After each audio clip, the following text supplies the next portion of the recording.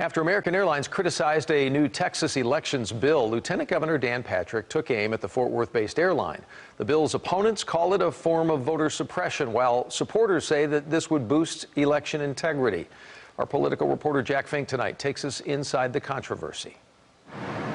American Airlines is facing political turbulence after opposing a Texas Senate bill aimed at reforming the state's election laws. Then everything is politicized these days. I yield for a couple of questions. It began earlier this week when former San Antonio Mayor and HUD Secretary Julian Castro tweeted that after Delta Airlines condemned Georgia's new election bill, that American Airlines and Southwest Airlines must call out Texas Senate Bill 7, saying it would suppress the votes of marginalized Texans.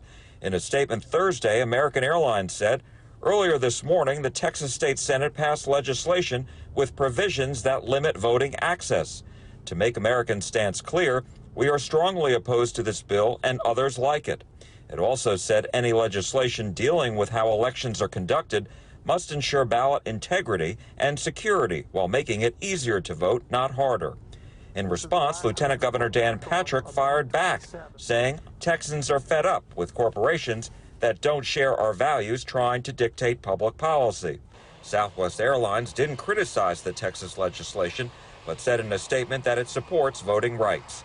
We asked SMU economics professor Mike Davis, who specializes in how business and government intersect, about American Airlines' statement. Again, I think their motivation here is mostly to PR, goodwill. We're a corporation that cares.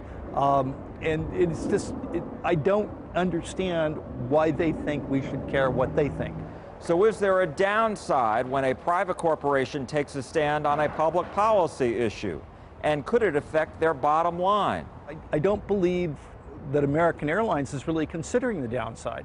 They've got 100,000 or more employees. They've got many times that number of shareholders and people who fly on the airline. He said customers and shareholders are focused on how American Airlines operates and not necessarily what it thinks of election laws.